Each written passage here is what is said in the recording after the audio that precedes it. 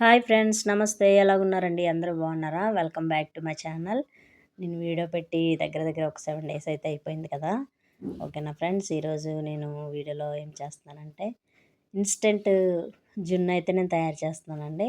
ఇది నేను మొన్న ఆంధ్ర వెళ్ళినప్పుడు అక్కడ నుంచి తీసుకుని వచ్చాము జున్ను పౌడర్ అయితే.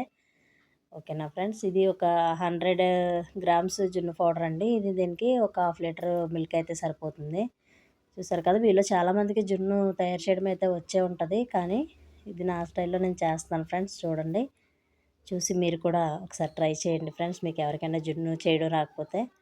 ఓకేనండి, జున్ను చేయడం కూడా చాలా ఈజీ అండి. చూసారు కదా ఫ్రెండ్స్, నేనైతే ఒక హాఫ్ లీటర్ మిల్క్ అయితే తీసుకున్నాను. అందులో ఈ ఇన్స్టెంట్ జున్ను పౌడర్ అయితే బాగా మిక్స్ చేసుకోవాలి. అంటే ఉండలు లేకుండా మంచిగా కలుపుకోవాలి, బాగా మిక్స్ అయ్యేటట్టు.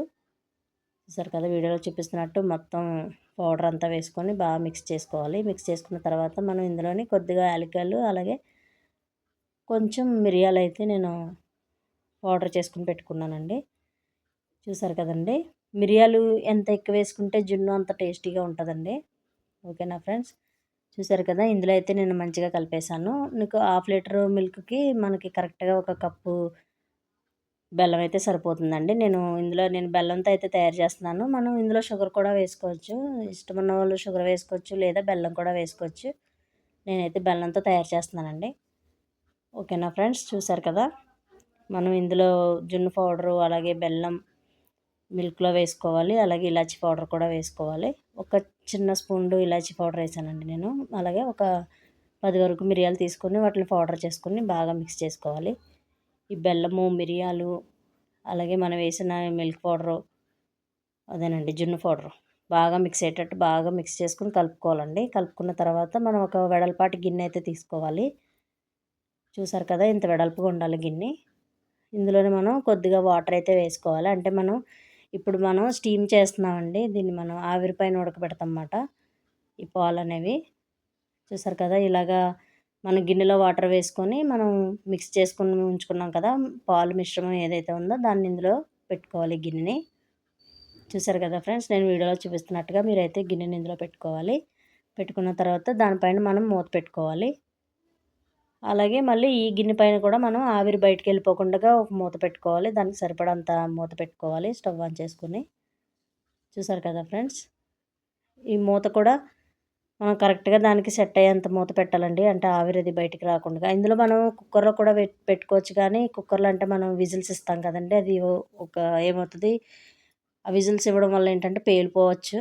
అందుకని సాధారణంగా జున్నునైతే మాత్రం ఇలాగే గిన్నెలోనైతేనే చేస్తారండి నాకు తెలిసి. నేను అందుకనే గిన్నెలోనే ప్రిపేర్ చేశాను ఫ్రెండ్స్. చూసారు కదా, ఇలా ఒక మూత పెట్టుకొని దానిపైన ఆవిరిపోకుండా మనం ఒక బరువు ఏదైనా పెట్టాలండి. నేనైతే ఇది పొత్రం ఉంటుంది కదండి, రాయి, మనం మసాలాలు నూరుకునే రాయి, అదైతే పెట్టాను నేను. చూసారు కదా, ఆవిరైతే ఎలా వస్తుందో. ఒకసారి మనం అందులో మూత తీసుకొని మళ్ళీ ఒకసారి చెక్ చేసుకుందాం ఎంతవరకు కుక్ అయిందనేది. ఇది 10 to 20 మినిట్స్ వరకు అయితే నేను కుక్ చేశానండి. మనం ఇప్పుడు కూడా సిమ్లో పెట్టుకుని కుక్ చేసుకుంటేనే మంచిగా కుక్ అవుతుందండి. చూసారు కదా ఫ్రెండ్స్, నేను మళ్ళీ మూత పెట్టేసి అయితే మళ్ళీ కుక్ చేసుకున్నాను. జస్ట్ ఒకసారి ట్రై చేశాను, చూసి మళ్ళీ పెట్టేశాను. చూసారు కదండి, ఇప్పుడు మళ్ళీ ఒకసారి నేను మళ్ళీ మూత తీసుకొని చూశాను. అయితే ఇప్పుడైతే కొద్దిగా ఉడికింది. చూసారు కదా, ఇప్పుడు మనం వేసిన బెల్లం వాటర్ అయితే పక్కకు వస్తుంది. ఈ వాటర్ పక్కకు వచ్చినా ప్రాబ్లం ఏముండదండి. ఇలా పక్కకి, ఎందుకంటే వాటర్ మనకి జున్ను ప్రిపేర్ అవుతుందని తెలియడానికి నేనైతే ఫోర్క్ పెట్టి చూస్తున్నాను. ఫోర్క్కి మనం అది పెట్టినప్పుడు మనం ఏమి అంటుకోకుండా మంచిగా బయటకు వస్తే అది కుక్ అయిపోయినట్టేనండి. ఇప్పుడు మనం స్టవ్ ఆఫ్ చేసుకోవాలి. స్టవ్ ఆఫ్ చేసుకున్న తర్వాత ఒక హాఫ్ అన్ అవర్ అయితే నేను పక్కనే ఉంచేసానండి. ఇప్పుడైతే మీకు చూపిస్తాను జున్ను. చూసారు కదా, మంచిగా జున్ను అయితే రెడీ అయిపోయింది. ఇది మనం జున్ను పాలతో కూడా సేమ్ ఇదే ప్రాసెస్ అండి. నేను పౌడర్ వేసాను, అందులో మీరు మిల్క్ వేసుకోవాలి. కాకపోతే జున్ను పాలతో ఏంటంటే మనం హాఫ్ లీటర్ జున్ను పాలు తీసుకున్నామంటే అందులో 1 లీటర్ వరకు మామూలు మిల్క్ అయితే కలుపుకోవాలండి. నేను ఇప్పుడు హాఫ్ లీటర్ మిల్క్ అయితే వేసి నేను చేశాను. చూసారు కదా ఫ్రెండ్స్, అంతేనండి, జున్ను రెడీ అయిపోయింది.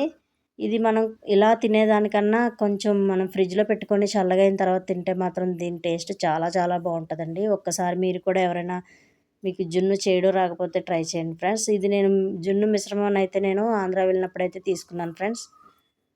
చూసారు కదండి, ఇంతేనండి జున్ను ప్రిపరేషను. ఓకేనా ఫ్రెండ్స్, నచ్చిందా? నచ్చితే లైక్ చేయండి.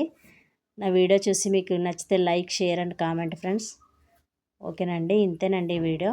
చూసారు కదా, ఎంతో రుచికరమైన జున్ను అయితే రెడీ అయిపోయింది. చాలా సింపుల్ అండి. చాలామందికి ఏమంటారంటే జున్ను చాలా టైం పట్టేస్తుందేమో, లేకపోతే మనకి చేయడం రాదేమో అని అనుకుంటారు. కానీ చాలా సింపుల్ అండి. ఈసారి నేను నెక్స్ట్ టైం ఎప్పుడైనా సరే జున్ను పాలు దొరికినప్పుడు నేను మీకు ఆ వీడియో కూడా పెడతాను, పాలతో అయితే ఎలా తయారు చేయాలనేది. నేను ఇప్పుడైతే ఇది ఇన్స్టెంట్గా తయారు చేశాను కాబట్టి జున్ను పౌడర్తో అయితే తయారు చేశానండి. నేను నెక్స్ట్ టైము కంపల్సరీ జున్ను పాలు దొరికినప్పుడు పాలతోనే నేను తయారు చేసి అయితే నేను వీడియో పెడతాను ఫ్రెండ్స్. చూసారు కదండి. ఓకేనా, వీడియోలు వచ్చితే like, share and subscribe friends. ఓకేనండి, బాయ్ అండి.